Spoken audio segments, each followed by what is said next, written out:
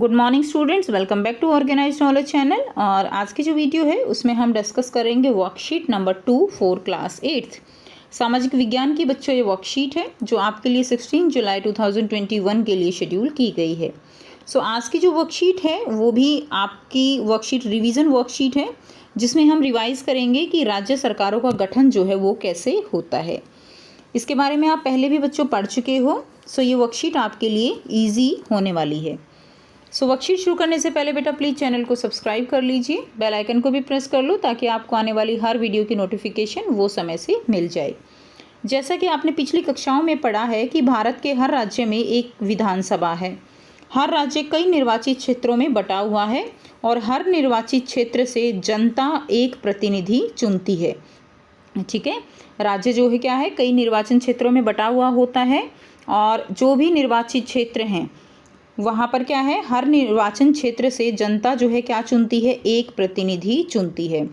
जैसे कि अगर हम केंद्रीय स्तर की बात करें तो मेंबर ऑफ पार्लियामेंट होते हैं, एमपीज़ होते हैं। ठीक है, यानी हर एक राज्य के क्या होते हैं, एमपीज़, मेंबर ऑफ पार्लियामेंट। और अगर हम राज्य की बात करें तो राज्य में क्या होते हैं, एमएलए होते हैं। जिस तरह हर एक एमपी की जो सीट्स होती हैं वो पूरे राज्य से होती हैं और जो एमएलए की सीट्स होती हैं वो जो है कहाँ से होंगी, एक राज्य में जो एक राज्य के जो चुनाव होंगे उनकी जो सीट्स होंगी वो किसकी सीट्स होंगी, वो एमएलए की सीट होंगी। ठीक है, नेक्स्ट देखिए, नेक्स्ट दिया गया है, हर निर्वाचन क्षेत्र से जनता एक प्रतिनिधि चुनती है जो विधानसभा का सदस्य यानी विधायक बन जाता है। जो भी निर्वाचन क्षेत्र होता है वहाँ से एक प्रतिनिधि चुना जाता है जो क्या कहलाता है, विधायक कहलाता है। आपके एरिया का विधायक कौन है, इसके बारे में आप अपने मम्मी पापा से इस बारे में चर्चा कर सकते हो। चुनाव में लोग अलग अलग पार्टियों से खड़े होते हैं, इसलिए विधायक अलग अलग राजनीतिक दलों के होते हैं। तो अलग अलग पार्टीज़ के विधायक होते हैं, कोई बीजेपी का होता है, कोई कांग्रेस का है, कोई निर्दलीय जो है चुना जाता है। तो इस तरह से अलग अलग राजनीतिक दलों के विधायक होते हैं। जिस राजनीतिक दल के विधायक आधे से अधिक निर्वाचन क्षेत्र में जीत जाते हैं, राज्य में उस दल को बहुमत में माना जाता है। यानी टोटल जितनी सीट होती हैं, ठीक है, उसके आधे से ज़्यादा जिसके पास सीट हैं वो जो है क्या हो जाएगा, वो उसका विजेता माना जाता है।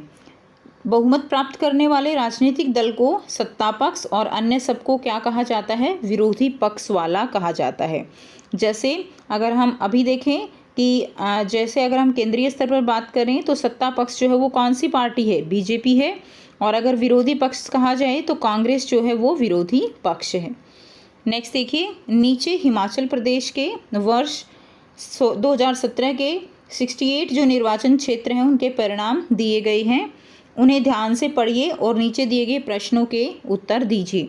हिमाचल प्रदेश में 2017 में हुए विधानसभा चुनाव के परिणाम, तो इसमें किसको कितनी सीट मिली वो हम यहाँ पर देखेंगे।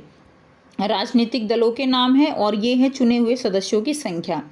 अब देखिए, भारतीय जनता पार्टी चुने हुए सदस्यों की संख्या कितनी है, 44। इंडियन नेशनल कांग्रेस INC, इनको मिले 21 जो है इसके चुने हुए सदस्यों की संख्या है। नेक्स्ट है कम्युनिस्ट पार्टी ऑफ इंडिया, एक जो है सीट है।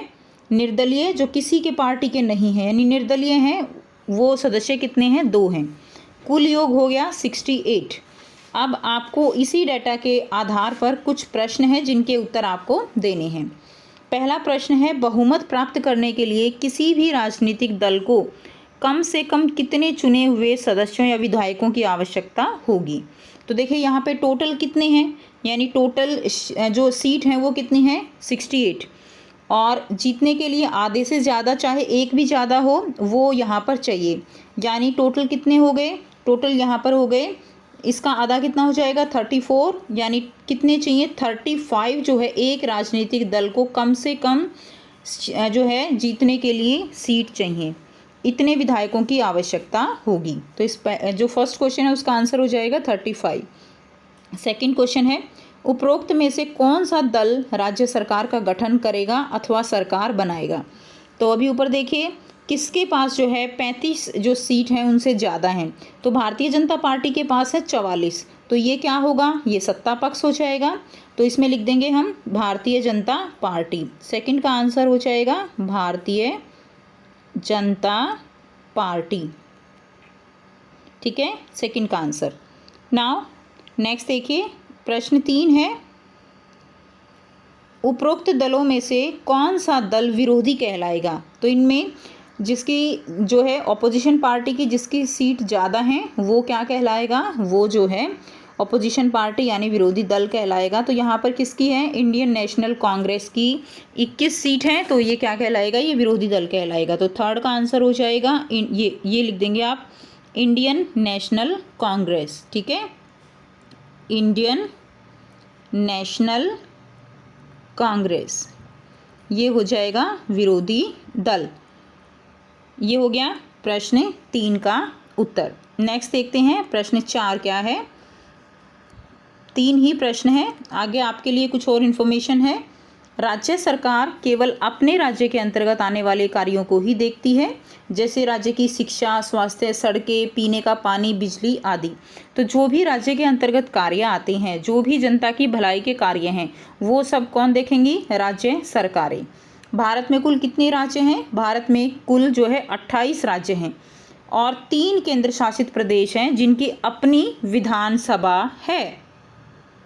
सो स्टूडेंट्स, कौन से हैं वो 3 केंद्र शासित प्रदेश जिनकी अपनी विधानसभा हैं। एक तो जहां आप रह रहे हो दिल्ली, ठीक है, दूसरी कौन सी है, दूसरा है पुदुचेरी और तीसरा यूटी है। तीसरा जो केंद्र शासित प्रदेश है वो कौन सा है, जम्मू। ठीक है, जम्मू की भी क्या है, अपनी असेंबली है, अपनी विधानसभा है। तो ये 3 केंद्र शासित जो है प्रदेश हैं जिनमें अपनी विधानसभा है, यानी यहाँ अलग से जो है क्या है, जो मुख्यमंत्री है वो बनता है।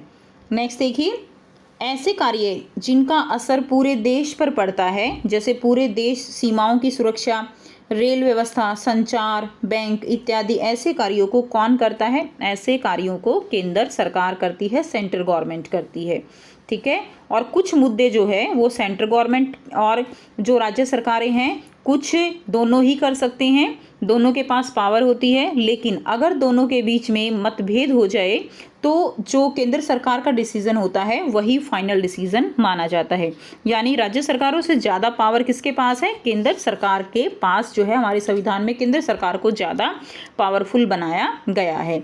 सो ये थी आपकी आज की वर्कशीट। आई होप स्टूडेंट्स आप सबको बच्चों ये वर्कशीट समझ आ गई है। अगर आपको वीडियो अच्छी लगी तो लाइक कर दीजिए, शेयर कर दीजिए और चैनल को भी सब्सक्राइब कर लीजिए अगर आप चैनल पर न्यू हो। सो मिलते हैं एक नई वीडियो में एक नई वर्कशीट के साथ। Take care.